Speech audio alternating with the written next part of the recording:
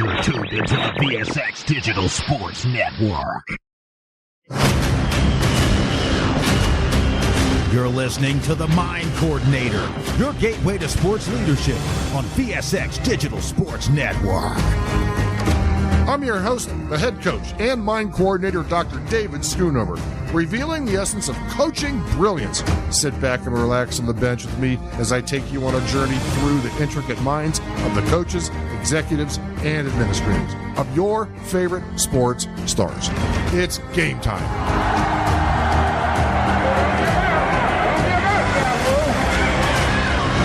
Get ready to embark on a journey of insight and inspiration. Here's your host, the head coach, Dr. David Schoonover. Welcome to the Mind Coordinator. This is where we navigate the intricacies of your thoughts and emotions and pave the way for your personal growth. I'm Dr. David Schoonover, the head coach, your dedicated formation therapist here to guide you through the journey of self-discovery and empowerment. As your ally in this process, I'm committed to helping you unlock the potential within your mind and cultivate the tools you need to thrive. Whether it's sports psychology, relationships, or career struggles, together we'll explore the depths of your thoughts, unravel the complexities of your emotions, and map out strategies to overcome any obstacles standing in the way of your success. So let's embark on this transformation journey. Every session is an opportunity for growth, and every challenge is a stepping stone toward a brighter future. Welcome to the Mind Coordinator. It's game time. All right. Good morning, everybody. I'm glad to be here. This is our maiden voyage with the Mind Coordinator. And again, my name is Dr. David Schoonover. What really goes on with these players? How do we motivate these players? One of the things I want to jump into right away is something called self-actualization. Now, a lot of these coaches, whether it's pro, whether it's college, high school, they're all looking for an edge, right? And sometimes it gets them in trouble. Allegations of deflating a football or allegations of sign stealing. The problem is that all of these things, it's like they're missing the forest for the trees. All these things are standing right in front of them. If they know how to communicate, if they know how to pull the best out of this player by talking with him, testing him, questioning him, these things will reveal themselves to you. You got to know how to be able to communicate with these fellas. Now, I'm going to give you a really good example. We do this at Lighthouse sessions every day. There was a movie called The Blind Side some years ago. Great movie, Sandra Bullock. It was a movie about Michael Orr. Here you have this 6'6" kid. He's in high school. He's bigger than everybody. And in this one scene, what happens is the middle linebacker comes back and just kills the running back. Next play, the middle linebacker comes running back and kills the quarterback. The coach is losing his mind. He's thrown his clipboard up. He's thrown his hat down.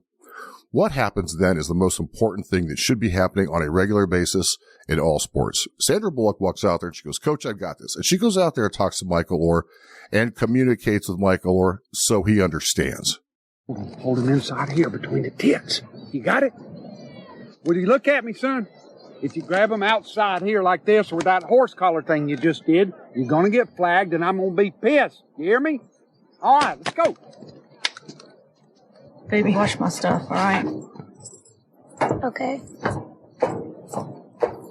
Well, at least he'll look good coming off the bus. They'll be terrified till they realize he's a marshmallow. Looks like Tarzan plays like Jane. Give me a minute, Bert. We're in the middle of practice, Leanne. You can thank me later. Come. Michael, do you remember when we first met and we went to that horrible part of town to buy you those dreadful clothes? And I was a little bit scared and you told me not to worry about it because you had my back. Do you remember that? Yes, ma'am. And if anyone tried to get to me, you would have stopped them, right? And when you and SJ were in that car wreck, what did you do to the airbag? Stopped it? You stopped it. You stopped it. This team is your family, Michael. You have to protect them from those guys, okay? Listen. Okay. Tony here's your quarterback, all right? You protect his blind side. When you look at him, you think of me, how you have my back, how you have his, okay? All right, Tony, go back. All right. Oompa Loompa here is your tailback. When you look at him, you think of SJ and how you'd never let anyone or anything hurt him. You understand me? All right. Go back. Got it? What about Collins and Mr. Tui? Fine. They can be on the team, too. Are you going to protect the family, Michael? Yes, ma'am. Good boy. And go have some fun. Michael, treat these people like your family. Don't let that guy get them. And the next thing you know, the guy comes through the line. Michael picks him up and runs about 100 yards and tosses him in the trash can. True self-actualization is a journey. It's something that has to happen continuously. What I like to know is, and questions I will ask Mark as well, is how do you know that you're literally living 100% true to yourself? How do you know that? Well, we'll get into that more. Self-actualization understands why you do what you do, understanding how you act and react, why you make the decisions you do, and the emotions that run with that. How do you know there's a leader on the team? I've asked a couple of my professional football clients, and some of the response I get, it's pretty interesting. It's the guy who stands up in the locker room. He's the one who talks the most. Well, is he a leader? I don't know. He might just like to talk. He might just have something to say. Understanding how to get the most out of the players, understanding who the true leaders are, getting the round peg in the round hole is right in front of you. All you have to do is do some of this testing, which we do at the Lighthouse Sessions daily. Once you understand how to communicate, you turn into the Michael Orr. You turn into a person who has just unleashed his 100% potential.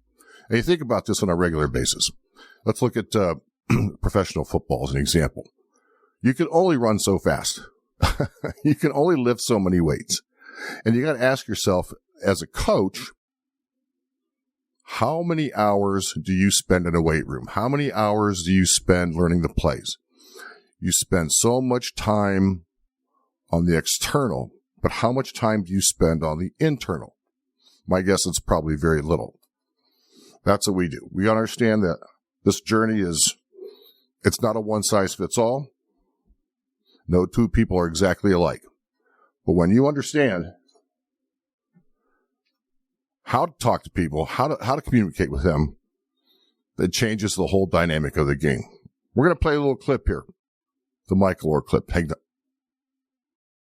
Fantastic example right there, everybody. You saw what effective communication looks like. Sandra Bullock was able to talk to him. He understood and he applied. Now, coaches, how do you apply this to your players? Do you know how to communicate with them? Most coaches will tell you the same thing. I hear it over and over and over. They'll scream, they'll yell, they'll get pissed off, they'll throw their clipboard because somebody's not doing something right.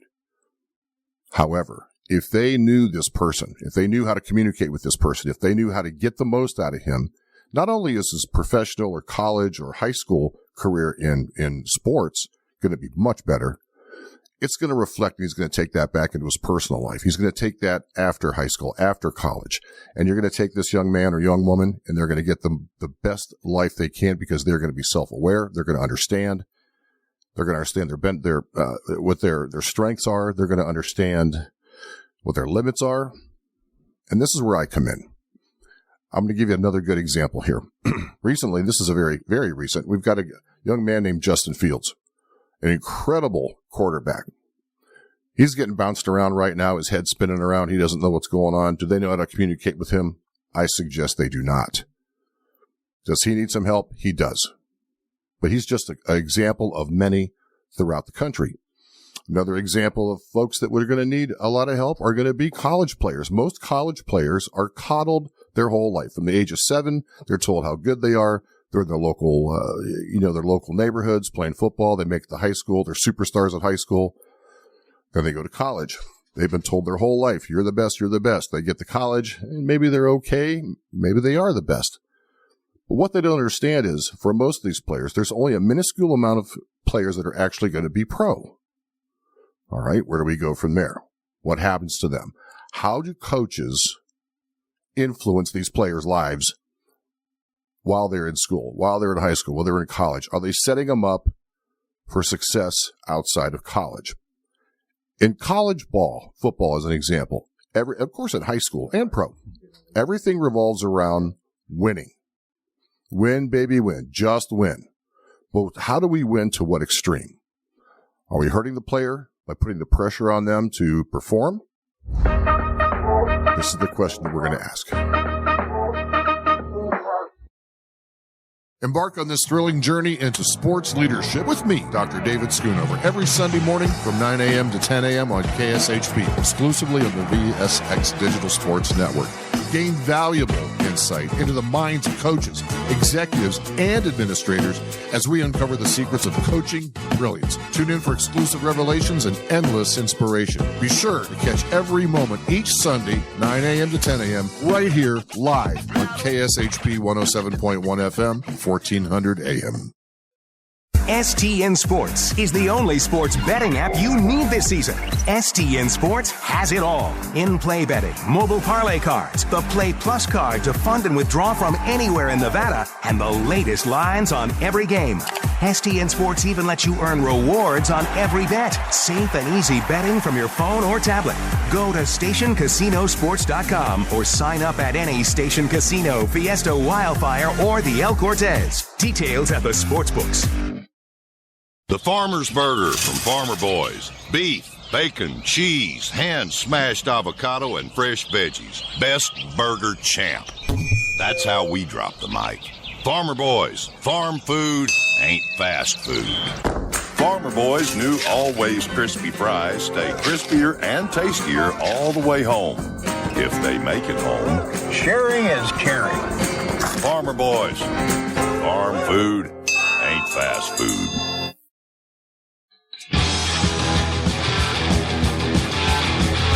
You're listening to The Mind Coordinator with Dr. David Schoonover. Good morning, everybody. We want to welcome Mark Hayes to the program today. Mark is the station director here at KSHP, former defensive back for UNLV, helped many youth with high school, as assistant coach there, helped a lot of players go to college and go into pro. Good morning, Mark. Hey, Don, good morning, and thanks for having me. Yeah, it's a pleasure. We've got a lot of questions. I want to dive right in.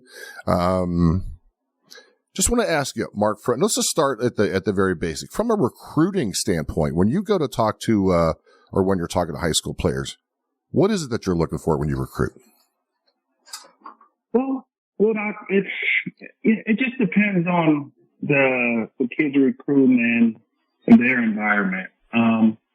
You always try to look and see, is it a two-parent home? Is it a one-parent home? Is how much time is being spent inside the home as far as family dinners and things like that. That's kind of an important factor where some of these kids have two-parent homes and they have a little more stability.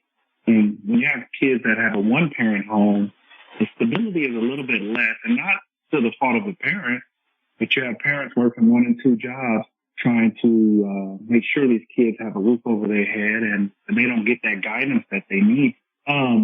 So that's probably the first thing I look at. Is it a one-parent or a two-parent home? Okay. All right. So you go in, you're looking for a stable home. That's a foundation for sure.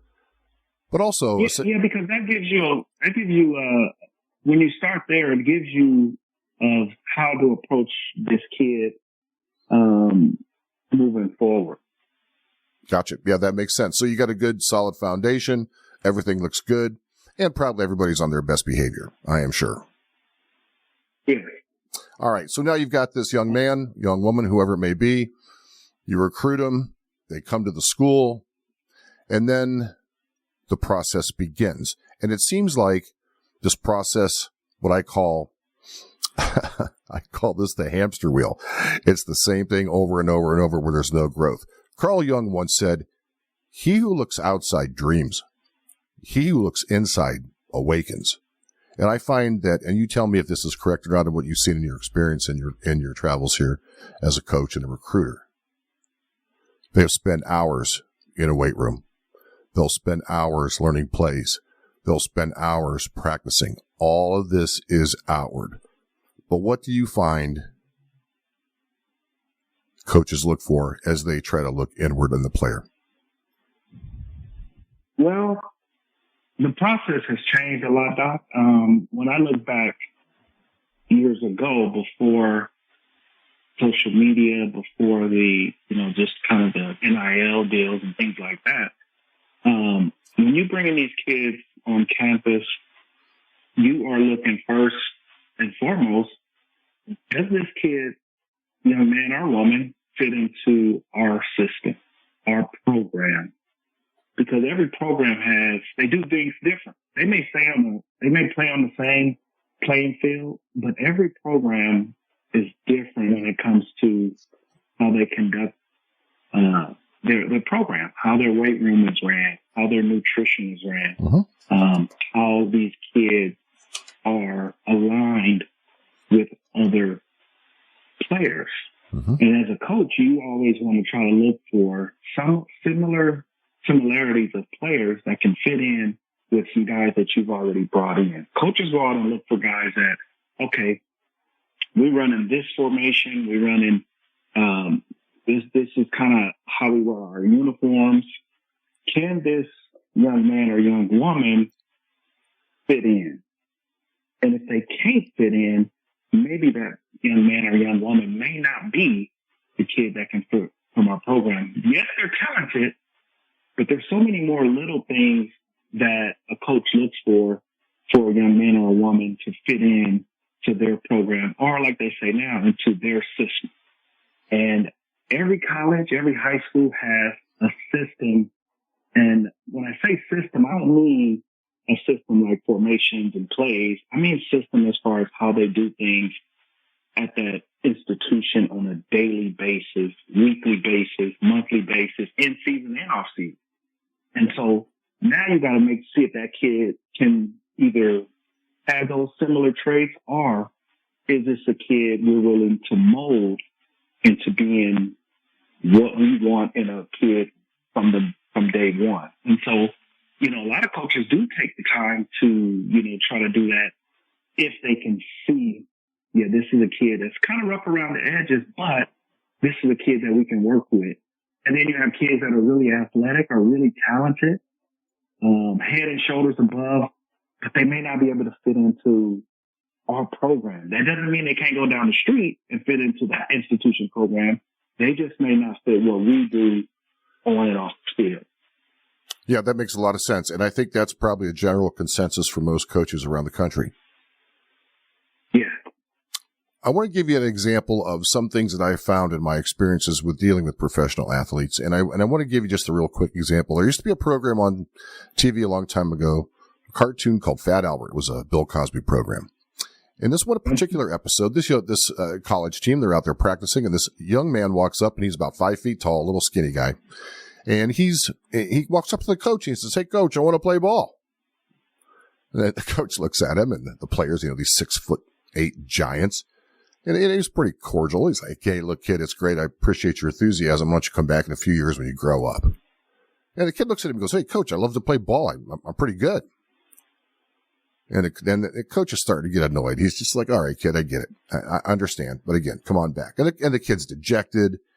He's been shot down. He's got his self-confidence has just been attacked. And he takes a couple of steps away from the field, and there happens to be a ball on the ground. And he kicks the ball 60 yards through the uprights. In that scenario, there's a lot going on there. This kid had incredible talent the coach could not see. The coach did not spend time digging into this kid's life. None of those things happened. But what did happen was this kid got shot down. Does that affect a player that young who goes into high school, that goes into college, that goes into pro? It absolutely does. And just as I mentioned earlier, we have Justin Fields. This guy's head is spinning. How is his attitude? How is his want to? How is his motivation? How is his digging in to understand himself and what his strengths are to boost his self-confidence when the guy gets traded around? How have you found that to be true? One thing, and then you mentioned Justin Fields. I'm glad you brought his name up because that's kind of the latest of, names that have been thrown out there. A lot of guys got traded. A lot of guys got released this offseason. But when it comes to a player of Justin Fields' caliber, at the end of the day, when it comes to even college now, professional rankings, it's truly what have you done for me lately and money. It's not necessarily the talent anymore in the NFL. These are guys that have been playing football their whole life. So one thing we do know about Justin Fields he can play football. Right? He can play football. But the NFL is a win now business.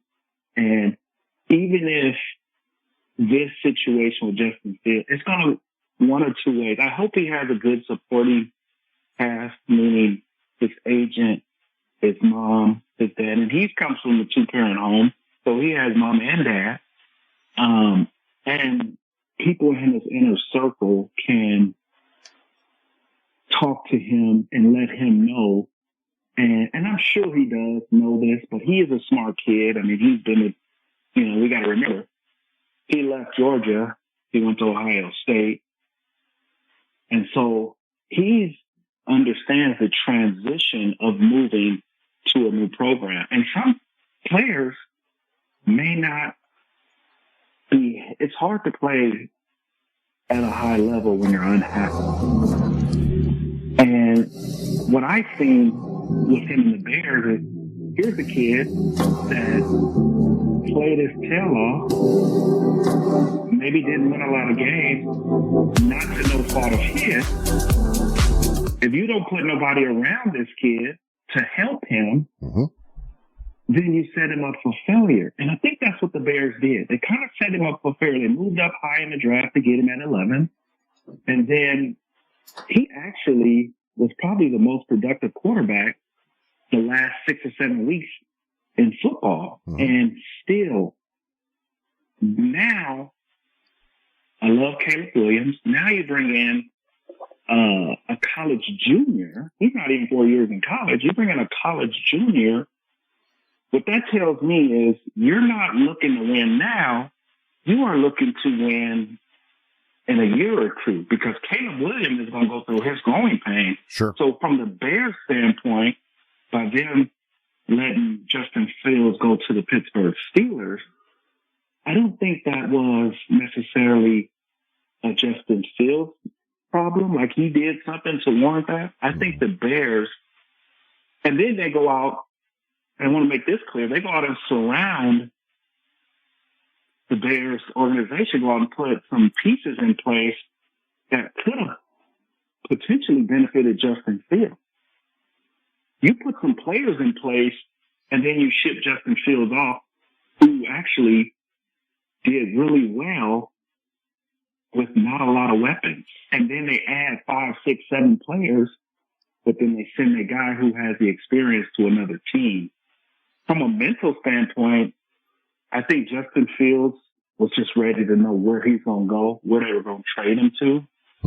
And it's going to go one or two ways with Justin Fields. I think he goes to Pittsburgh with a chip on his shoulder, and when he does get his opportunity, because this kid is an athletic kid, he's a really good quarterback, but it's hard to really show how good you are when you've had 3 or 4 coordinators, 2 or 3 coaches in his first 3 or 4 years in the pros. So that's where the NFL is failing these players. You can't expect him to be the best version of himself when every year you're changing coordinators, you're changing play callers. So now he has to learn the system every year. And for what it's worth, what he did, having 3 offensive coordinators in 3 years, that's a pretty admirable of what he did, because now you got to learn this coach's system. You got to learn how this coach makes decisions. You got to get familiar with this coach. And he did that in 3 years that he was, of the 4 years that he was with the Bears. So that's something that's really on the inside that people don't realize that, and they don't talk about it. But Justin Fields had to deal with more than just the football aspect of it. He had to deal with the mental aspect of it, and he still went out there and performed. So that says a lot about him and his character. It certainly does, and I think that what you just described is absolutely right. I feel that there is a way to stop the revolving door. Now, again, let's talk about the pros. They're always looking for an edge. They're always looking for somebody who's younger, faster, those kind of things. But again, we can only run so fast. I feel that if the team would start with, obviously, the owners, right? It's a business to them. I get that. It's big business, billions of dollars, and they're trying to put together the best team they can with the best money that they've got. Young players, old players, kind of mix them together. But what happens, let's just take the Raiders as an example. We've had 3 head coaches in 4 years, something like that. Starts with the ownership, right? And the ownership needs to understand who they have chosen to be their head coach. Understand him as a person, right? Because it's all about them as a person. Now, they might have a great track record, a great resume. They won a couple championships. But how does that define them as a person, right? So you start there. And then you go down, trickle down, right? We're going to go down to their associate coaches. You got an offensive coordinator, defense, all these guys.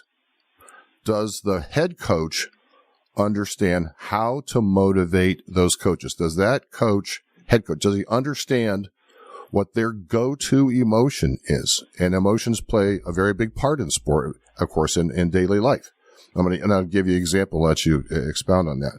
You have, let's say you've got a middle linebacker, and he's great. You like everything. He fits the system and all that. But his focus is on physical strength. His focus is on dominance. And this guy who's the middle linebacker doesn't like to take orders. How do you motivate a guy like that? Now, let's take the same scenario. We apply that to the coaches. The assistant coach doesn't like taking orders from the head coach. How do you know how to communicate that? How do you know how to motivate that guy so that trickles down to the player and understanding him?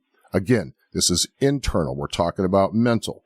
You want to be able to, like a guy like that, he's got to be able to balance aggression with discipline.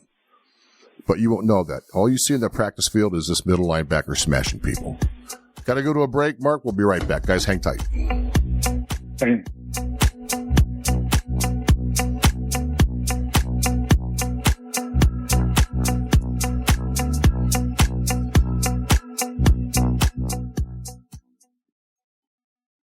Jumpers Jungle Family Fun Center is an indoor children's jump and party space in Las Vegas located at 2050 South Rainbow Boulevard. Kids of all ages can come and jump on our bouncers, race through the obstacle courses, speed down the mega slides, slam dunk into the basketball hoops, and much more. Are you looking for that perfect birthday party venue? Look no further. Jumpers Jungle has a party package that will fit your needs. Check out the open play schedule online at jumpersjungle.com or call 702-463-JUMP. It's time to jump your way to fun at Jumpers Jungle on the corner of Oakey and Rainbow. The best choice for convenience, comfort, and value, My Place hotels are ideal for both short-term and long-term travelers. The rooms at My Place features pillow-top mattresses, microfiber bedding, and a variety of soft and firm pillows. All extended stay rooms offer their own kitchen, which includes a full-size refrigerator and a cooktop. On-site laundry facilities are also available for extended stays at pet-friendly My Place hotels. Book your stays online at myplacehotels.com. My Place Hotels, St. George and West Jordan, Utah. Make My Place your place. You're listening to The Mind Coordinator with Dr. David Schoonover on KSHP, AM 1400 and 107.1 FM. Welcome back. All right, Mark, thanks very much. Really appreciate the insight on what you would think we're talking about here on this motivation. All right, so we have the coaches. We were talking about the coaches that trickle down, how to motivate. It comes down to the player. What we've seen here, and of course, I hear this again from professional players, and it's not necessarily football. It's soccer, it's basketball, it's football. If you take a look at a college football team when they run on the field, many times they're all gathered together, they're jumping up, they're as one. There's a synergy there. If you take a look at a pro team, many times that doesn't happen. They run on the field, slap a couple high fives, get a little rah-rah from one of the players, and they're done. They all tell me the same thing. At the professional level, they are all individualistic. It's all about them. This creates an interesting dynamic. You want the player to be fully aware of what their talents are, but you also want to create that synergy. You also want to have that player be part of a team for something bigger. How have you seen that happen in recent days? Well, Doc, good. That's a good analogy of what you just said. This is going to lead me to exactly what you just asked. First off, when we watch NFL players, college players, a little bit different in college, but when you watch the NFL, and you may notice this and you may not, and some people may notice and they may not, but when it comes to the player-coach relationship. You notice a lot of players and a lot of coaches, when one coach moves to another team, they try to go and find players that they've coached before and bring that player to the team with them. The number one reason they do that is because they know that I know his weaknesses. I know his strengths. I know what his triggers are. I know what exactly. And the outsiders looking in that never been in the game, they don't understand that. I understand because I've watched it. I've been a part of it where a coach gets a new job or a coach coordinator that coached you gets a position. And if you're a free agent or if you're available, what they try to do is surround themselves with their own people. And you hear that a lot. A new coach comes in, he's bringing in his own people.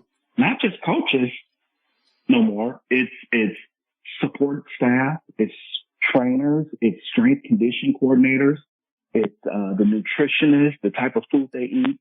And they also do that with players. Well, I coached this guy in this team, whatever team it may be, the Rams. He's a free agent right now. Let's go get him. Even though we got a really good linebacker, I want to bring in this guy because he knows my system. He knows how I coach, and he can help some of the other guys that are at that same position. So a lot of teams, and we notice this, and you're like, why did this guy get cut? Or why did he get traded why did this guy go here? That's the trickle-down effect is what I call it, is where a coach gets fired, a coach and staff gets fired. They go to a new organization, whether it's offensive coordinator, defensive coordinator, head coach, special teams coach. And then what they start doing is eyeing players that they coach. And before you know it, if you have 10 coaches and each one of those coaches bring in 5 players, there's your 50-man roster. Sure. Okay? And so when you look at it from that perspective, that is how these coaches are developing these kids now. I don't want to take the time to develop this guy who's, like you said, the linebacker, fast, aggressive. He wants to hit anything moving. That is not what that coach wants. Who the coach? He wants to go and get somebody who he's familiar with, somebody he knows exactly that he's built a relationship with instead of building a new relationship. Let me just go back to my old girlfriend. And that's what how I want an analogy. I don't want the new girl. I want the old girl. And that's my former player that I coach. And it goes all the way down to college. They might not even coach this guy in the pros, Doc. Yeah. But he's in the pros, but they coached him last in college. And they say, okay, he's free, or he's a free agent, or let's go trade for him. If you take each coach that does that yearly, not every couple, these coaching changes happen yearly. 8, 9 coaches get fired. And so when you bring in a new staff, they bring in their buddies, right? That's the coaching, the buddy system. And then the coaches, they do the exact same thing. And it's not that the players are bad. It's not that if you're in the NFL, you're good at something. Of course. Yeah. I don't know what you could say. We can always say, oh, this guy ain't that good. He's in the pros. He's good at something. Whether he was great in college, good in the pros, or however you look at it, these guys are professional athletes. You got 53 players that are guaranteed spots. And if you have a new staff, they go out and pick from these teams. And as spectators or fans, we go, God, he had a good season last year. Why didn't he get traded, or why didn't he get released? It wasn't his ability. It wasn't what he did. That new coaching staff wanted to bring some familiarity back to the locker room. And so they go out and try to make deals for these players because there's a relationship there, and they would rather. That's just the same thing with, and that kind of doubles back on recruiting. It's the same way. I got a 4-year starter at UNLV, and I'm going to just make this analogy. A 4-year starter at UNLV that started every game, 60 games. I got a guy at Alabama that didn't play all 4 years. He's a third-string guy, I'm going to go bring him into camp instead of this 4-year starter at UNLV because Alabama has a great track record of putting guys in the NFL. Mm-hmm. So they would rather take a third-string guy who didn't play college ball at all over a 4-year starter that was playing college, but just at a smaller school. So these coaches, they try to make their job in life as easy as possible. So bring in a familiar person. You know, I know his family. Bring in a familiar coach. I know his family. We coach together. And that's what we see a lot of these head coaches getting fired. It is a mental game with the head coaches. They get fired. And then a day later, they get a head coaching job at another team. You just got fired for obvious reasons.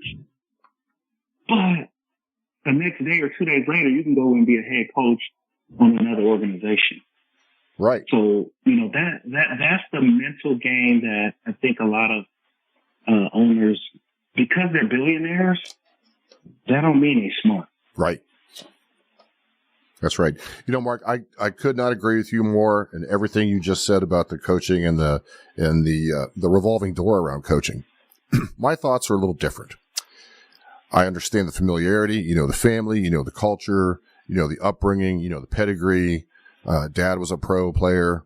Marvin Harrison's a great example.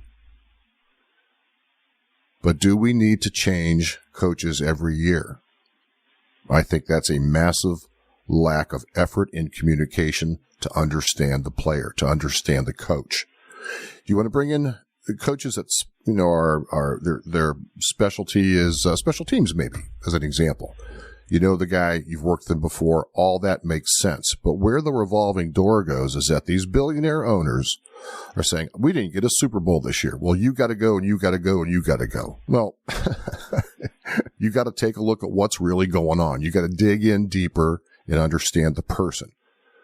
If you don't, you bring a new system in, you have players you don't know, and you expect them because you're paying them a lot of money to learn the plays.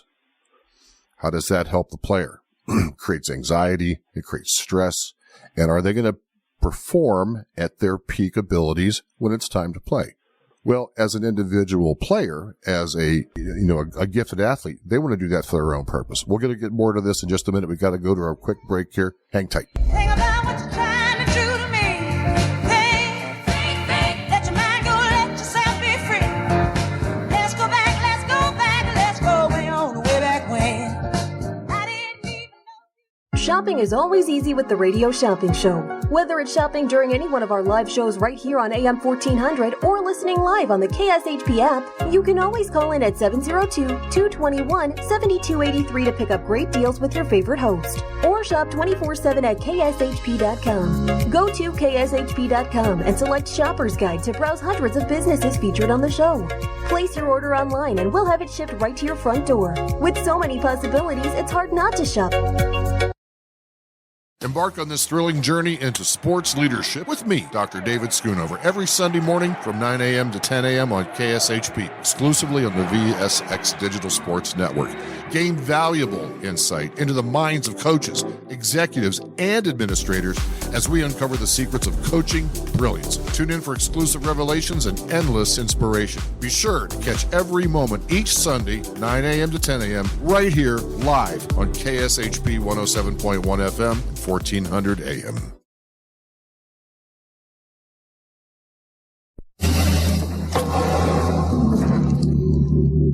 All right, welcome back, Mark. We're running kind of low on time here, so I want to fire a couple questions at you here and just get your response on what you think. I want to go back to college players. Again, there's a very, very small percentage of these players that are actually going to play pro. Right? Most of them don't know that because they're coddled, told their whole life they're the best. The problem is it becomes really evident when sports ends for them, right? By the time people who are between the ages of 17 and 22, they're predominantly done playing sports in our country, minus the few that play pro. But, again, like since the age of 7, these guys they're coached to pursue the external world of sport, right? And all of a sudden it's gone. And when that happens, their identity falls apart. They need help, right? But what happens with a lot of these players, these college kids, these are young men. They're in their early 20s, right? This help usually comes in the form of anti-anxiety medicines or antidepressants. They medicate them. And statistically, the usage of these meds, it really increases, and it's really increased in their early 20s. So what do? We got to understand what this culture is like. So the question is, when you're talking about a pro team, who's in charge of building the culture? Well, it starts with the owners. And again, we talk about trickle down, but you got to have the right people in the right places. But you've got to understand how this works. You got to understand the person. You want the best of them? You certainly do. But what's moreover for these folks is you want to help them as a human being. What do you think about that? Your thoughts, Mark? Well, I can tell you from just I'm always trying to talk from experience with myself, the own experience or an experience of a lot of players that I played with, played against, kids are playing now. You know, a lot of times, because of the nature of the business as far as the billions of dollars, these owners, they don't understand football. They don't understand how important it is to keep players and coaches together for a period of time so they can learn each other. I know one thing in the professional ranks that there are a lot of resources for a lot of the athletes. There are a lot of resources. You know, before they become millionaires, they have a rookie symposium. And life after football, the toughest part of life after football is your routine. You've been doing your whole life, getting up, driving to practice, whether it be college or pro, going to lift weights, going to meeting, going to the training table, and then hit restart. You can imagine somebody doing that every year for half their life. Uh-huh. And then, whether it be by injury, whether it be by, you know, not getting switched and traded to different teams. So a lot of what's happening now with the kids after football is it becomes a culture shock, right? The lights go out, the people stop cheering, the people stop asking for autographs, and you don't have that same routine. And when we grow up, if I don't feel like nothing's wrong with me, I'm not going to go talk to nobody. Right. That's right. If I'm not sick, I'm not going to the doctor mentality. Right. So from a mental standpoint, can the owners and the teams do more? 100%. Totally. But a lot of these young men have to receive the help that's being offered because the NFL does a good job of providing good resources. Just a lot of these young men don't take those resources. And when they're done playing, those resources are still available. A lot of them just don't take the opportunity because life after football is traumatic. You don't know which way you go. You don't know what you're going to do with your time because football is a full-time job. So you don't know what you're going to do with your life. Right. When everything goes out. So that part is where these young men need to be given and that it's okay to go talk to somebody. It's okay to express how they feel about life after football. When I got done playing, it took me 2 years to go back to the gym. It took me 2 years to go back to the gym. Yeah.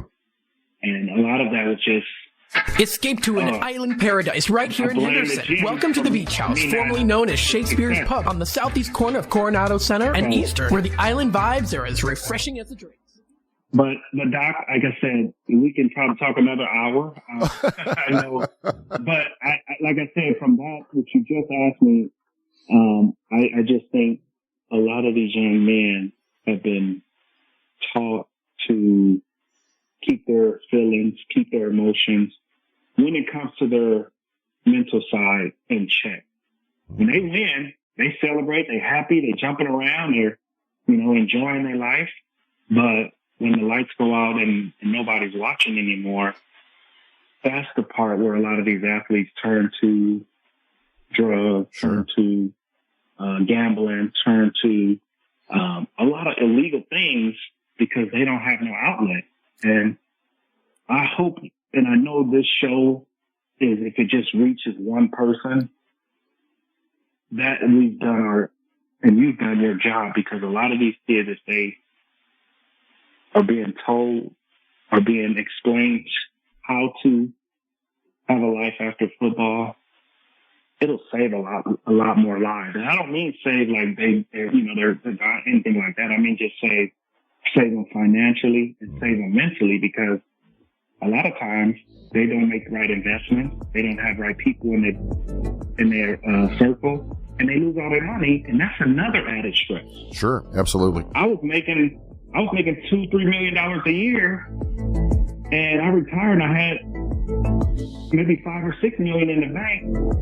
Now I'm down to $100,000 and my bills are $100,000 a year. What do I do now? Where can I go and make a job and make $2 million a year? And that's what a lot of players are searching for. Sure. I was making $2 million a year. I can't go work at a job making $50,000 a year. Expectations and lifestyle, very different. Yeah. Yeah, and that's another mental side that you have to be, you as a doctor have to be able to touch these kids and let them understand that, you have, a lot of options, and, because you're making $5 or $6 million, you don't want to go and make $50,000 a year, because that's not your lifestyle. Sure, you're used to a completely different mindset. Mark, I want to just talk real quickly about as a guy who's just regarded as one of the greatest coaches ever, Chuck Noll.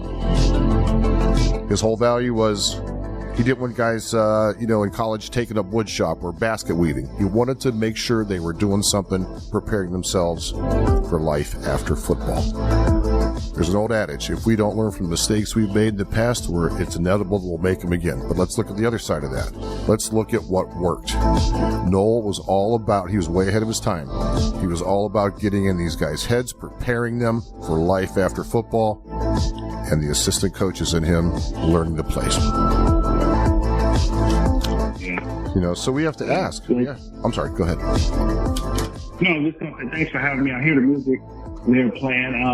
We can, like I said, if you want to, we can continue next Sunday. And we can. I'd look forward to it. Pick up where we left off. And then I know you're going to have some great guests coming on. So I appreciate you doing what you're doing, and we'll definitely talk again. That sounds great. Mark. I really appreciate it. Guys, we're going to take a quick break here. We will be back. Hang tight. Embark on this thrilling journey into sports leadership with me, Dr. David Schoonover, every Sunday morning from 9 a.m. to 10 a.m. on KSHP, exclusively on the VSX Digital Sports Network. Gain valuable insight into the minds of coaches, executives, and administrators as we uncover the secrets of coaching brilliance. Tune in for exclusive revelations and endless inspiration. Be sure to catch every moment each Sunday, 9 a.m. to 10 a.m., right here live on KSHP 107.1 FM, 1400 AM. Cultural attitudes towards therapy, they vary widely. But in many societies, there has been a shift towards greater acceptance and understanding of mental health issues. This is particularly true among younger generations who tend to be more open-minded and progressive in their views on mental health. There is a growing recognition of the importance of mental health in sports. Athletes are increasingly encouraged to prioritize their mental well-being, seek support when needed, and break the stigma surrounding mental health issues. At the Lighthouse Sessions, we've created a supportive environment where owners, executives, administrators, and athletes, they feel comfortable discussing their mental health, which is essential for their overall well-being and performance. From a cultural standpoint, the increasing acceptance of therapy reflects a broader culture It's a shift towards prioritizing mental health and well-being. Seeking therapy is it's a proactive step towards self-improvement, towards personal growth, rather than something to be ashamed or embarrassed about. In summary, the mental aspect of sports is more significant now than ever in today's game. Athletes who prioritize mental skills training, cultivate a resilient mindset, prioritize their mental well-being, are better equipped to succeed in the increasingly competitive and demanding world of sport.